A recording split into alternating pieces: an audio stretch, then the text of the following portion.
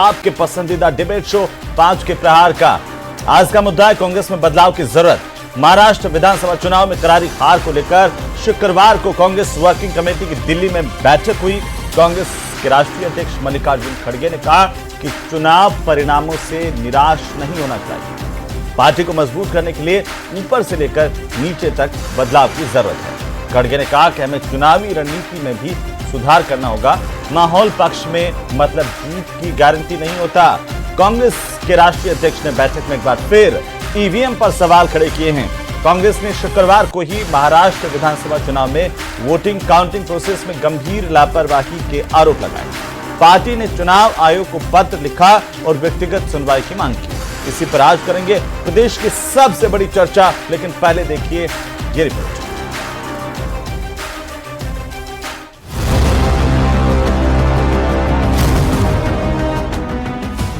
Had a detailed discussion on the current political situation in the country, including the recently concluded assembly elections. Congress working committee की बैठक में खड़गे की दो टूक। कांग्रेस में नीचे से ऊपर तक बदलाव की जरूरत।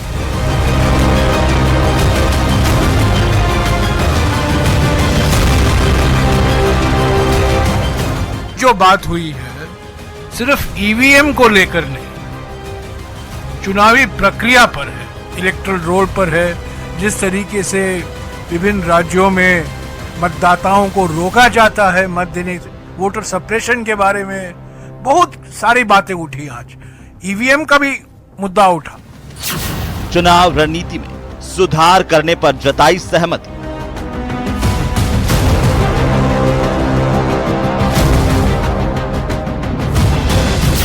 खड़गे ने बैठक में एक बार फिर ईवीएम पर उठाया सवाल।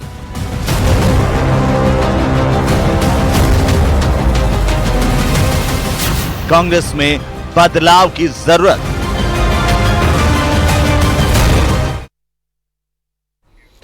क्या कांग्रेस पार्टी में बदलाव की जरूरत है? और मल्लिकार्जुन खड़गे के जो सवाल हैं ईवीएम को लेकर के, उस पर भी आज बात करेंगे। हमारे साथ खास पैनल मेहमानों का मौजूद है। सबसे पहले परिचय करवा दूं आपको, बता दें कि हमारे साथ आज की चर्चा में शामिल होने के लिए लक्ष्मीकांत पारिक मौजूद हैं, भारतीय जनता पार्टी के प्रवक्ता प्रतीक सिंह हमारे साथ मौजूद हैं, कांग्रेस पार्टी के प्रवक्ता डॉक्टर मिथिलेश जैमिनी हमारे साथ हैं, वरिष्ठ पत्रकार के तौर पर। सबसे पहले तो प्रतीक जी, आज आप ही से शुरुआत करेंगे क्योंकि मल्लिकार्जुन खड़गे की जो बातें हैं उसको लेकर के आज हम चर्चा करेंगे। लेकिन सवाल तो ये उठ रहा है कि कांग्रेस पार्टी की क्या चुनावी रणनीति खराब है या फिर ईवीएम खराब है कि कुछ हो नहीं पा रहा? कैसे समझे मल्लिकार्जुन खड़गे के सवालों को? देखिए, शुरुआत मैं करता हूं आपके ईवीएम से ही मैं शुरुआत कर लेता हूं। अगर जो रिसेंट में अभी चुनाव हुए हैं महाराष्ट्र, अगर मैं उसकी बात भी करूं तो इलेक्शन कमीशन ने शाम को 5 बजे जो वोटिंग परसेंटेज बताई थी वो बताई थी 58%। उसके बाद में उन्होंने 7 बजे वोटिंग प्रतिशत बताई 63%। उसके बाद में अगले दिन उन्होंने बताई 66%। तो हम ये पूछ रहे हैं कि जो 76 लाख वोट शाम को 5 बजे से लेकर के और उसके बाद में बढ़े हैं, तो वो 76 लाख वोट कहाँ से आए? अगर हम 76 लाख वोटर को पर विधानसभा बाइफिकेट करेंगे तो 26,388 वोटर होते पर विधानसभा पे। तो 26,388 वोटर पर विधानसभा कैसे बढ़ गए? ये मुमकिन ही नहीं है, वो भी शाम को 5 बजे के बाद में। तो इलेक्शन कमीशन से हम यही तो पूछ रहे हैं कि ये जो 76 लाख वोट है वो कहां से आए? और आंकड़े आपने देखा, 52 से हमारे देश में चुनाव हो रहे, बैलेट से भी चुनाव होते थे, बैलेट पेपर से, तब भी जो फाइनल जो आता था उसके अंदर 1-1.5% की वृद्धि होती थी। लेकिन आप बताइए, आपकी 6-6, 7-7, 8-8 प्रतिशत की वृद्धि हो जाती है। और लोकसभा में भी हमने देखा था कि 1 करोड़ मतों की वृद्धि कब बताई गई? 11 दिन के बाद। तो इलेक्शन कमीशन को डिजिटल इंडिया के युग में भी क्या 10 दिन लग जाते हैं ये पता करने के अंदर कि कितने प्रतिशत वोटिंग हुई है?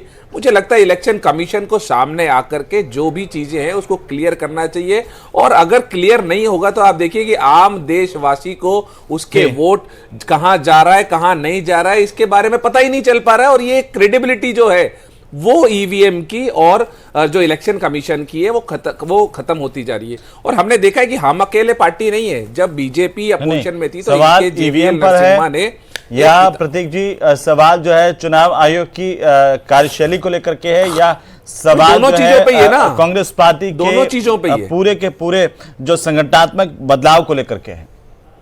देखिए, ईवीएम पे और चुनाव आयोग की जो प्रणाली है उन दोनों पे सवाल है। ईवीएम के ऊपर जीवीएल नरसिम्हा जी ने एक किताब लिखी थी, डेमोक्रेसी एट रिस्क, और वो अमेजोन पे आज भी अवेलेबल है। आप जाके देखिए, लाल कृष्ण आडवाणी जी ने उसका इनॉग्रेशन किया था और उसके बाद में एक सुधार लाया गया था कि वीवीपैट का चलन हुआ था।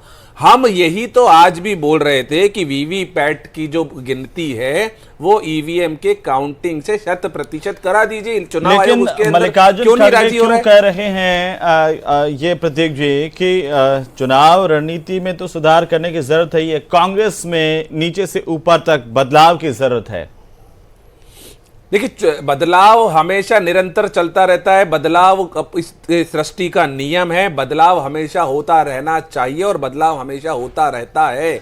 जो आज था वो कल वहां नहीं होगा, परसों कोई और होगा, तरसों कोई और होगा, और बदलाव निरंतर चलता रहता है। और जो चुनाव की रणनीति की उन्होंने बात की, वो चुनाव की रणनीति की बात यही की है कि इलेक्शन कमीशन और जो ईवीएम है वो सवालों के घेरे में है। अगर इलेक्शन कमीशन की क्रेडिबिलिटी अगर कम हो रही है, खत्म हो रही है, तो ये एक संवैधानिक संस्था है, उसकी एक ड्यूटी बनती है कि वो सारी कांग्रेस चीजों का को क्लियर मंथन करे। और उससे निकला कि भाई चुनाव आयोग की निष्पक्षता को लेकर के सवाल है, उससे निकला कि ईवीएम की कार्यप्रणाली को लेकर के भी सवाल है। देखिए, सब पहले माननीय प्रतीक जी ने और माननीय खड़गे साहब ने जिस प्रकार के बयान दिए उसके अंदर दोनों विरोधाभास है। खड़गे जी सीधे तौर पर इस बात को स्वीकार किया राष्ट्रीय अध्यक्ष के नाते कि कांग्रेस की आंतरिक राजनीति में काफ़ी बदलाव की आवश्यकता है। उन्होंने आंतरिक राजनीति के साथ इसके अंदर ये भी कहा कि जिस प्रकार से अंदर ही अंदर आंतरिक पार्टीज जो कांग्रेस चलती है उसको लेकर भी बड़े सवाल खड़े किए हैं। मैं सब कांग्रेस को पहले आत्ममंथन की आवश्यकता यहीं से शुरू होती है कि अपने संगठन ढांचे में किस पर बदलाव चाहती है और अंदर की और उनकी जो आंतरिक राजनीति है उसमें क्या बदलाव उन्हें करने की आवश्यकता है। इस पर विषय पर विचार विमर्श होना चाहिए था। सम्मानीय प्रतीक जी ने, माननीय अभी मैं उनको जयराम रमेश जी को सुन रहा था आपके चैनल के माध्यम से, जिस प्रकार से उन्होंने ईवीएम को लेकर प्रश्न खड़ा करने की बात की है, मैं समझता हूँ जिस कांग्रेस की नेचर बन गई है हर चुनाव के बाद, रिजल्ट के बाद ईवीएम पर प्रश्न खड़ा करना, चुनाव आयोग पर प्रश्न खड़ा करना, और कभी कभी यदि सुप्रीम कोर्ट का फैसला आपके हक में नहीं आया तो उस पर प्रश्न खड़ा कर देना। ये एक आदत सी बन गई है। देखिए, महाराष्ट्र चुनाव की आप बात करें, जिस प्रकार से माननीय प्रतीक जी भी कह रहे थे कि 5 बजे 58% बताया गया और 7 बजे 63%, जबकि आप सब जानते हैं कि चुनाव आयोग का हमेशा 2 घंटे बाद का आकलन आता है। 5 बजे क्या और 6 बजे क्या, 7 बजे क्या, लगभग 2 घंटे बाद का आता है। और उसके बाद जो नेक्स्ट डे आता है वो पूरा जो पूरे स्टेट का निकल कर सामने आता है उसके अनुसार आता है। जिस प्रकार की माननीय प्रतीक जी बात करते हैं, अन्य लोग बात करते हैं, मैं समझता हूँ नाकाफी और नाइंसाफ की बात करते हैं। जबकि हिंदुस्तान जनता ने लोकतंत्र पर विश्वास करते हुए ईवीएम के माध्यम से अपनी सरकार को बार बार चुना है। इस फहरिस्त के अंदर बार बार, अब आप एक बात और देखिए, आप जब तक ईवीएम पर प्रश्न तब तक खड़ा नहीं हुआ जब तक चुनाव आयोग, जब तक रिजल्ट बाहर नहीं आ गए, तब तक चुनाव होने से लेकर रिजल्ट आने तक किसी व्यक्ति ने, कांग्रेस संस्थाओं ने कहीं भी ईवीएम प्रश्न खड़ा नहीं किया। झारखंड के मामले चुप्पी साध लेते हैं, जम्मू कश्मीर के मामले चुप्पी साध लेते हैं, और इस प्रकार की बातें लगातार, जब आप कर्नाटक में जीतते हैं तो चुप्पी साध लेते हैं, तब ईवीएम खराब नहीं होती। लेकिन जब आप चुनाव हारते हैं तो ईवीएम प्रश्न खड़ा करते हैं, कड़कड़े खड़ा करने का प्रयास करते हैं। सभी रिजल्ट आपके अनुकूल हो तो ईवीएम ठीक है, लेकिन आपके परिणाम आपके अनुकूल नहीं है तो ईवीएम खराब है, चुनाव आयोग गलत है। तो चुनाव आयोग की पारदर्शिता को लेकर इस देश में जब भी विपक्ष बोलता है तो मैं समझता हूं कि शायद प्रेजुडिस होकर बोलता है। इस देश की लोकतांत्रिक संस्थाओं पर सबको विश्वास करना चाहिए, चाहे सुप्रीम कोर्ट हो या चुनाव आयोग हो। इन सभी संस्थाओं पर हम सब ने विश्वास हमेशा रखा है। मैं बार बार कहता हूं, जहां कहीं भी लोकतंत्र शिक्षा उसका मूल मंत्र है, उस शिक्षा की शुरुआत लगातार हिंदुस्तान से लगातार चल रही है। टिप्पणी ये तो मैं इसी तरह मानना है कि इस प्रकार के आरोप निराधार है। इन आरोपों को कांग्रेस को अपने आंतरिक अवलोकन की आवश्यकता है। वहां उसे चुनाव आयोग याद आ जाता है, लेकिन जो आज जीतती है वहां पर सवाल नहीं। नहीं, हेमंत भाई, आपने अगर ध्यान दिया होगा तो हेमंत सोरेन जी ने बोला था अगर ईवीएम और चुनाव आयोग अगर अच्छे से काम करता तो हम 71 सीटें जीतते। आपने सुना होगा संसद के अंदर अखिलेश यादव जी ने बोला था कि 80 सीटें जीत जाते। क्या कहा? हेमंत तो भी हम लोग उस पर विश्वास नहीं करते। आपकी बात हुई माननीय साहब, 2 मिनट, बिल्कुल बिल्कुल। मैं ये कह रहा हूं कि सवाल चुनाव आयोग पे तब खड़े होते हैं जब उसको चुनने वाली जो कमेटी होती है उसको कानून ला करके जो चीफ जस्टिस है सुप्रीम कोर्ट के उनको हटा दिया जाता है और एक मंत्री का नाम डाल दिया नहीं, जाता ये है। सवाल तब तो चुनाव हमेशा से आयोग पे उठता सवाल है। खड़े आप होते हैं। आप जहां हार जाते हैं वहां पर ईवीएम पर ठीक रहा फोड़ते हैं, लेकिन जीतते हैं तो आप नहीं EVM तो का नाम ये भी नहीं लेते। जीवीएल नरसिम्हा और अडवाणी जी तब हमारी वही पार्टी सिस्टम में आपको थोड़ी थे। निष्पक्ष सबसे पहला लगता है, सवाल तो तब वही उन्होंने सिस्टम उठाया था। आपको सही लगता उसके है। बाद तो वीवीपैट चालू हो गया भाई, वीवीपैट चालू हुआ उसके बाद मैं प्रतीक जी, आपसे हेमंत भाई ये वीवीपैट कह के रहा बाद चालू हूं हो कि गया। आडवाणी अब आप जी और कहाँ भी जीवीएल रुकते नहीं हैं, आप नरसिम्हा तो याद हमारी रखिए। पार्टी के नेता तो नहीं थे। सबसे पहले सवाल तो उन्होंने ही खड़ा किया था और उन्होंने तो बकायदा किताब निकाली है डेमोक्रेसी एट रिस्क। तो हम यही तो कह रहे थे कि हम यही तो कह रहे हैं कि डेमोक्रेसी एट रिस्क। अगर चुनाव आयोग पे ऊपर सवाल उठ रहा है तो चुनाव आयोग उस बात को क्लियर करे। मुझे लगता है कि मेरे बड़े भाई जो उनको चुनाव सेव आयोग ने करने की क्लियर भी कोशिश कर किया रहे हैं, है। वो नहीं चुनाव करे। आयोग ने यह भी कहा कि कहाँ ईवीएम में किया है? गड़बड़ी हो सकती है, तो आप आइए, हम तैयार बैठे हैं उसमें। अरे तो मिलकर रहे हैं, टाइम भी हम दिया, तो कोई उनसे पहुंचा ही लगातार नहीं। टाइम मांग रहे हैं, लगातार टाइम उस मांग रहे वक्त हैं। कोई आप पहुंचा ही मिलकर रहे नहीं। चुनाव ठीक है, आयोग। मैं आता हूं हम वापस। जैमिनी साहब हमारे साथ हैं। जैमिनी साहब, आप कैसे देखते हैं मल्लिकार्जुन खड़गे के ये तमाम जो बयान है, इनको क्या मायने हैं इनके?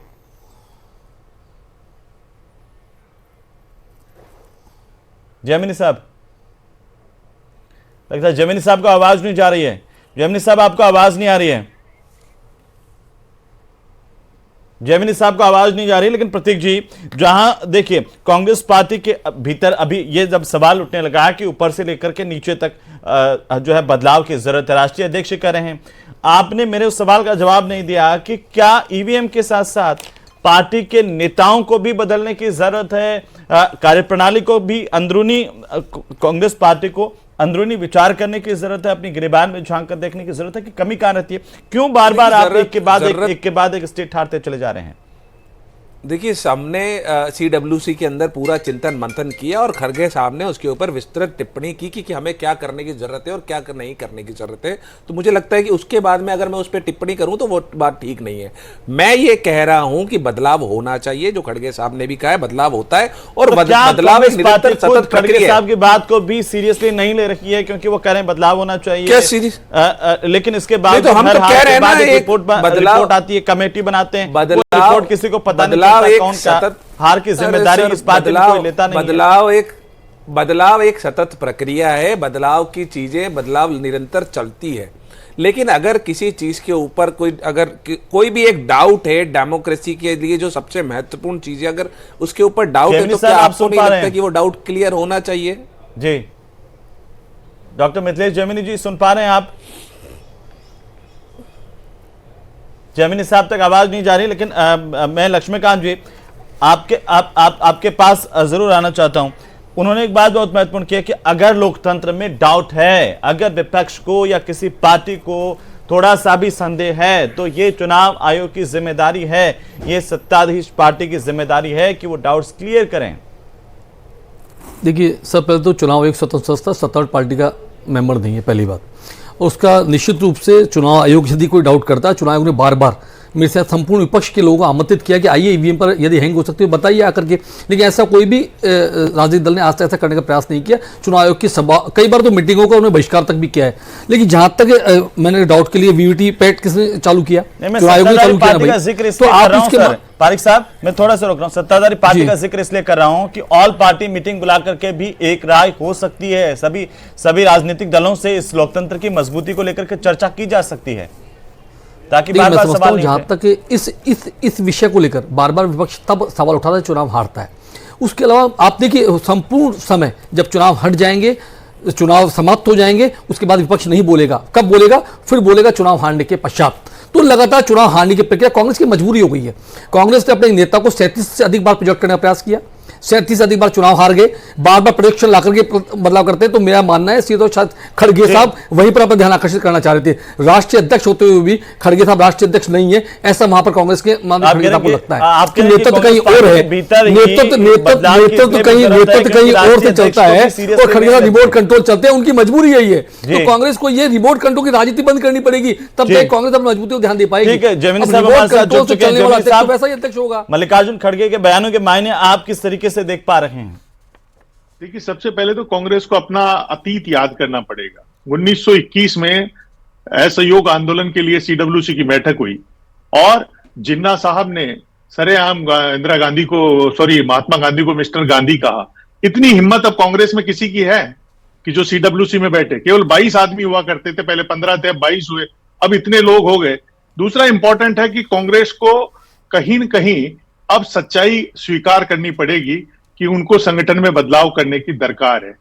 कई जो राजस्थान में हालत है कि इंपॉर्टेंट चीज है कि अगर प्रधानमंत्री नरेंद्र मोदी उड़ीसा जाते हैं तो वो अपने बीजेपी के ऑफिस जाते हैं। राहुल गांधी 2.5 दिन जयपुर में रहे, 2.5 मिनट पीसीसी नहीं गए। आप सोचिए किनसे मिलना है, किनसे नहीं मिलना है। जब प्रियंका गांधी पहली बार सांसद बनी और उन्होंने अपने फेसबुक पे फोटो अपलोड की तो कार्यकर्ताओं की नहीं की। दूसरा इंपॉर्टेंट चीज है कि इनके एक चुनाव चल रहा है युवा संगठन का, उसमें संविधान में 5 रुपए लिख रखे हैं और 500 रुपए में पैसे वाले। जो कांग्रेस गरीबों की होती थी वो कांग्रेस अब अमीरों की होती जा रही है। वो चुनाव में जो जमीन बेच के पैसे वाले बने वो उनके बेटे चुनाव लड़ रहे हैं। तो जो कांग्रेस गरीबों के लिए थे, गरीबों से कटती जा रही है। और सबसे अहम है कि कांग्रेस राजस्थान में तो पर्टिकुलर क्या गमछा बुआ है, क्या बगिया का माली बदलने की दरकार है या नहीं है। 5 सीटें हारी, आपने किसने कहा संग आरएलपी से तोड़ा? अगर 1 सीट आपने वहां गंवाई, आपने अगर बाप से समझौता किया होता तो सलूम्बर सीट जीतते। और झुंझुनू सीट हार गए आप, और रामगढ़ सीट हार गए। सीडब्ल्यूसी के वहां भंवर जितेंद्र सिंह जी बैठे हुए हैं। आप जवाब दें कि हम उनके सहानुभूति की लहर के बावजूद जुबेर खान के बेटे को जिता नहीं पाए। तो कांग्रेस में सबसे इंपॉर्टेंट चीज है कि अपनी मूल धारा को भूलती जा रही है। हर बैठक के बाद ऐसा होता है। जो कभी पार्षद नहीं बने वो कांग्रेस में मीटिंगें करते हैं। जब कांग्रेस की सरकार थी हमने देखा अमृता दमन और कई लोग आते थे, पूछते थे मंत्रियों से जो खुद कभी पार्षद नहीं बनी कि तुम जीतोगे कैसे। तो कांग्रेस को पूरी को रिवाइव करने की जरूरत है। सबसे तो इंपॉर्टेंट चीज ये है, सही कह रहे हैं इस बात के कि ऊपर से बिल्कुल खड़गे साहब बिल्कुल सही कह रहे हैं, बिल्कुल सही कह रहे हैं। और राजस्थान में सबसे ज्यादा इंपॉर्टेंट है। अब आप ये देखिए कि सुखजिंदर रंधावा जी आए, उसके बाद कितने लोग कांग्रेस ज्वाइन करके उनके ब्लॉक अध्यक्ष उनके साथ चले गए। कोई चेंजेस किया क्या? कोई संगठन में चेंजेस हुआ? नहीं हुआ। हाँ, ये जरूरत है कि बीजेपी के प्रेशर से कल पहली बार अन्नकूट हुआ। जो रोजा इफ्तार हुआ करता था पीसीसी में, वो कल अन्नकूट आर तिवारी के नेतृत्व में हुआ। वो एक उपलब्धि मानी जा सकती है। लेकिन कहीं न कहीं आज की हालत यह है कि शेखावाटी के गोविंद सिंह डोटासरा झुंझुनू में प्रचार करने नहीं गए। आप देखिए किस तरीके का संगठन है। डीसी बैरवा जीत के सचिन पायलट के घर जाते हैं सबसे पहले, प्रदेशाध्यक्ष के नहीं जाते हैं। वो कह रहे हैं मेरा डायरेक्ट करंट सचिन पायलट ने जोड़ा है। तो यहां तो व्यक्तिवादी पार्टी बनती जा रही है। और इंपॉर्टेंट चीज है कि राहुल गांधी, प्रियंका गांधी इस परिवारवाद से कहीं न कहीं इनको मुक्ति पानी पड़ेगी। और कहीं न कहीं जितने लड़े, सुखजिंदर रंधावा की बीवी हारी, जुबेर खान का बेटा हारा, विजेंद्र ओला का बेटा हारा, पंजाब में एक बीवी है उनकी पत्नी हारी। तो आप अपने घर में टिकट देते हैं। बहुत महत्वपूर्ण पॉइंट आपने उठाया जमीर साहब ऐसे कि कांग्रेस पार्टी के भीतर सिर्फ बातें होती है और जो है जब हार जाते हैं तो बहुत बड़ी बड़ी बातें हैं कि कमेटी बनाएंगे, रिपोर्ट आएगी, लेकिन वो कमेटी ने क्या रिपोर्ट दी क्या नहीं किसी के सामने नहीं होती, ना कोई एक्शन होता है। उदयपुर में हुआ था इनका सम्मेलन, उसकी आज तक लागू नहीं की। तो कहना नहीं चाहिए, लेकिन जैसे किसी की डेथ हो जाती है, टीए की बैठक होती है, उसके बाद गरुड़ पुराण होती है और गरुड़ पुराण के बाद जो तुलसी पत्ता बांट के भेज देते हैं, वैसी हालत है। कांग्रेस इतने चुनाव हार चुकी जी, 2014 से लेकर आज तक 90 चुनाव हार चुकी, लेकिन सच्चाई को स्वीकार करने को तैयार नहीं है। ईवीएम पे ठीकरा फूंक देंगे। सारी बातें रिपीट नहीं करूंगा, लेकिन क्या इस सच्चाई को स्वीकार करने की हिम्मत है कांग्रेस पार्टी में? क्या परिवारवाद से मुक्ति पा सकती है कांग्रेस पार्टी, ताकि खड़गे को वापस से नहीं कहना पड़े कि जीत की गारंटी नहीं है अगर पार्टी के पक्ष में माहौल भी है तो?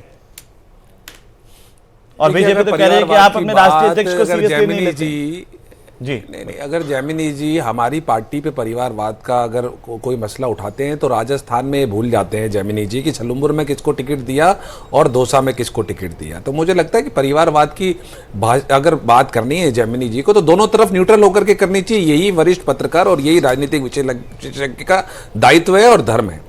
अब दूसरी बात मैं आपको करता हूं कि बिल्कुल कांग्रेस पार्टी के अध्यक्ष जी ने बोला है कि बदलाव की जरूरत है और बदलाव होगा, निश्चित होगा। अभी कल तो मीटिंग हुई है, अब समय तो बीतने दीजिए।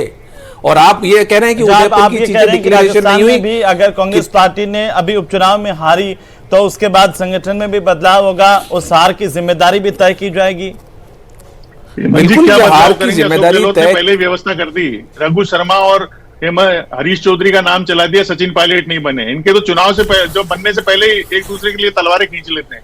अब मिथिलेश प्रॉब्लम जी ये को है। क्या पता, CWC की मीटिंग में मिथिलेश जी बैठे हुए थे, इनको पता लग गया किसका नाम चल गया। मुझे तो देखिए- पता नहीं है, देखिए, अशोक गहलोत जी ने वो- इनके कान में आकर के बोल दिया हो तो मुझे पता नहीं। अशोक जी ने ये पता वो नहीं तो जो कहां से बाजार कौन में सी जो खबरें चीजें लेकर के चलती आते है, हैं।